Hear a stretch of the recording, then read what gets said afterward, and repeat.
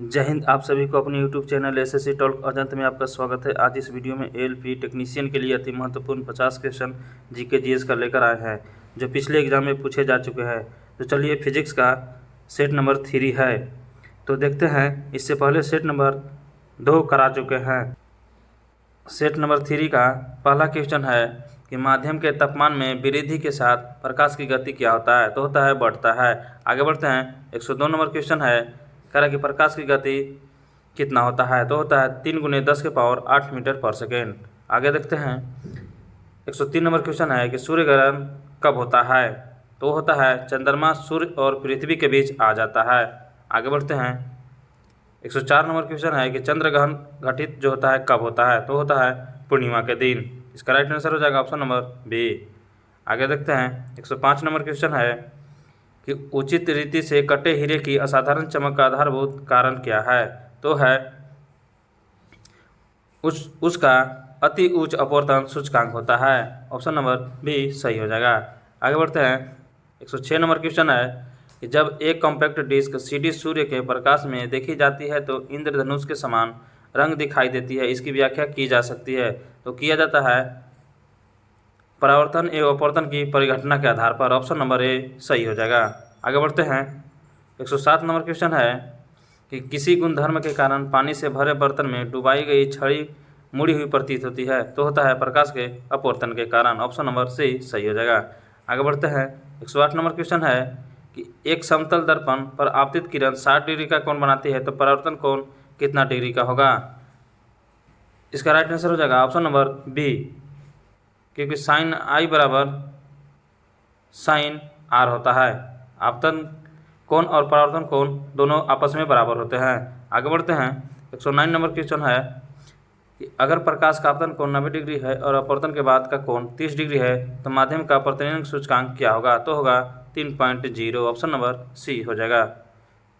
आगे बढ़ते हैं। 110 नंबर क्वेश्चन है, यदि किसी दर्पण को थीटा कोण से घुमाया जाए तो परावर्तित किरण का घूर्णन होगा? तो होगा 2 थीटा। ऑप्शन नंबर डी सही हो जाएगा। आगे बढ़ते हैं।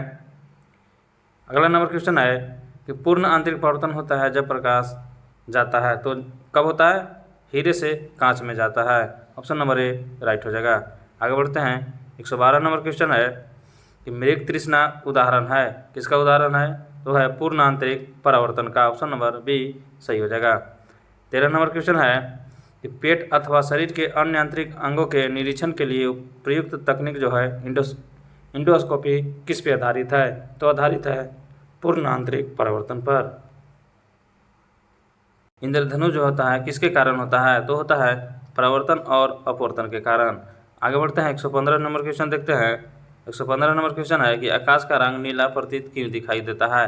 तो दिखाई देता है प्रकाश के प्रकीर्णन के कारण। आगे बढ़ते हैं।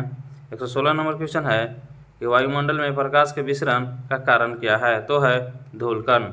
ऑप्शन नंबर बी राइट हो जाएंगे। 117 नंबर क्वेश्चन है कि खतरे के संकेतों के लिए लाल प्रकाश का प्रयोग क्यों किया जाता है? इसलिए किया जाता है कि इसका प्रकीर्णन सबसे कम होता है।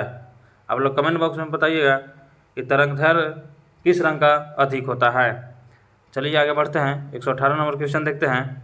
118 नंबर क्वेश्चन है कि समुद्र नीला प्रतीत क्यों होता है? तो होता है आकाश के परावर्तन तथा जल के कणों द्वारा प्रकाश के प्रकीर्णन के कारण। ऑप्शन नंबर बी सही हो जाएगा। आगे बढ़ते हैं। 119 नंबर क्वेश्चन है अस्त होते समय सूर्य लाल दिखाई क्यों देता है? तो दिखाई देता है प्रकाश के प्रकीर्णन के कारण। आगे बढ़ते हैं। 120 नंबर क्वेश्चन है कि साबुन के पतले झाग में चमकदार रंगों का बनना किस परिघटना का परिणाम है? तो है बहुलकीय परावर्तन और व्यक्तीकरण के कारण। आगे बढ़ते हैं। 121 नंबर क्वेश्चन है कि मोटर कार में पक्ष दृश्य के लिए कौन सा दर्पण प्रयुक्त होता है?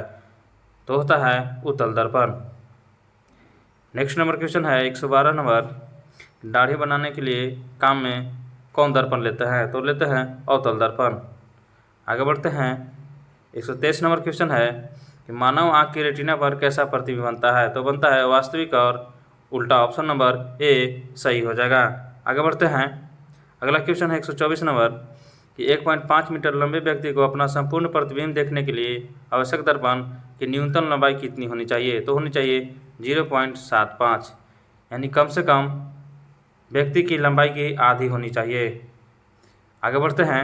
125 नंबर क्वेश्चन है, जब कोई दो वस्तु समानांतर समतल दर्पण के बीच रखी जाती है तो बने हुए प्रतिबिंब की संख्या कितना होता है? तो इसका राइट आंसर हो जाएगा ऑप्शन नंबर, दिख नहीं रहा है, अनंत हो जाएगा। क्या हो जाएगा? अनंत। आगे देखते हैं, ऑप्शन नंबर डी सही हो जाएगा, अनंत। 126 नंबर क्वेश्चन है कि पानी में हवा का बुलबुला वैसे ही काम करेगा जैसे करता है अवतल लेंस। ऑप्शन नंबर डी सही हो जाएगा। आगे बढ़ते हैं।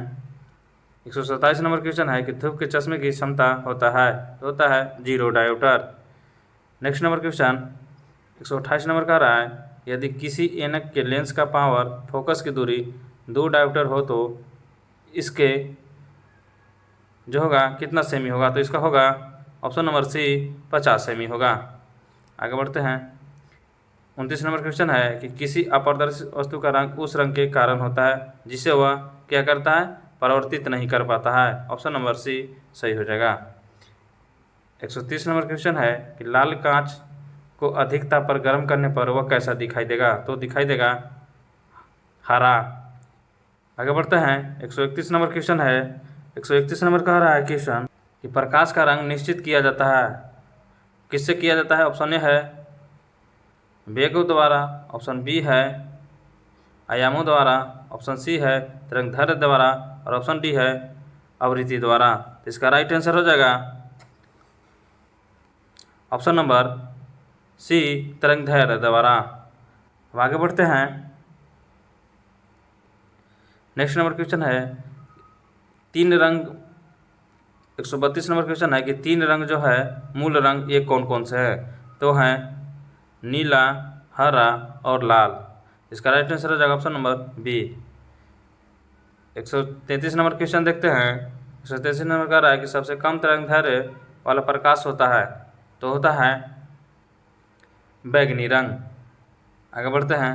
134 नंबर क्वेश्चन है कि जब प्रकाश के लाल, हरा व नीला रंगों को समान अनुपात में मिलाया जाता है तो परिणामी रंग होता है, तो होता है ऑप्शन नंबर बी हो जाएगा सफ़ेद। आगे बढ़ते हैं। 135 नंबर क्वेश्चन है कि कैमरे में किस प्रकार का लेंस उपयोग लाया जाता है? तो लाया जाता है अवतल लेंस। 136 नंबर क्वेश्चन है कि आइरिस का क्या काम होता है? तो आइरिस का काम होता है आँख में जाने वाले प्रकाश की मात्रा को नियंत्रित करना।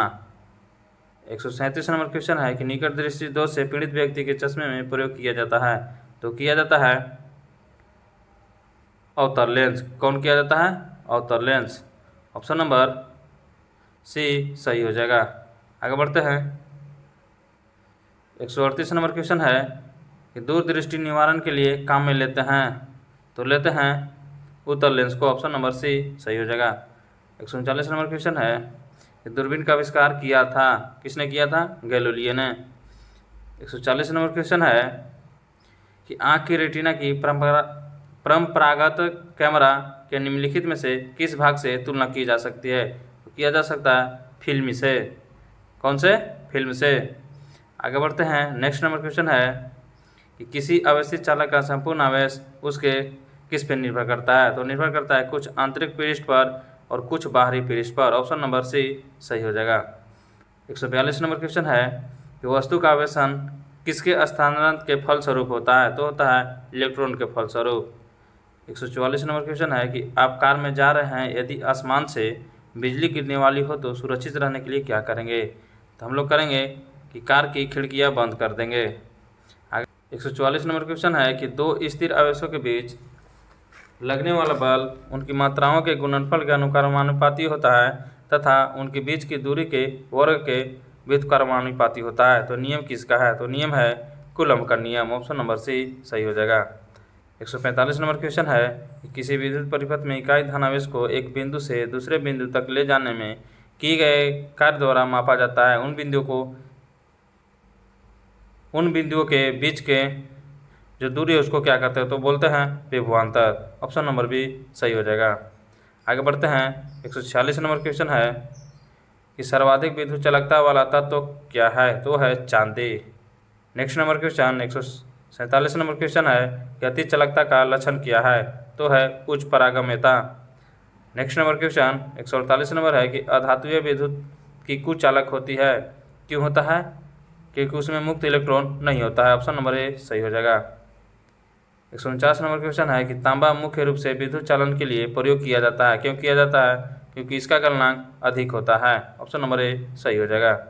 150 नंबर क्वेश्चन है कि आपस में जुड़ी दो आवेशित वस्तुओं के बीच जो विद्युत धारा नहीं बहती है, यह क्या होती है? तो होती है समान विभव पर। तो ऑप्शन नंबर सी सही हो जाएगा। इस वीडियो का लास्ट क्वेश्चन है कि प्रतिवर्ती धारा AC को दिष्ट धारा DC में परिवर्तित करने वाली युक्ति को क्या कहते हैं? तो इसका आंसर आप लोग कमेंट बॉक्स में बताइएगा, हम अगले वीडियो में इसका आंसर बता देंगे।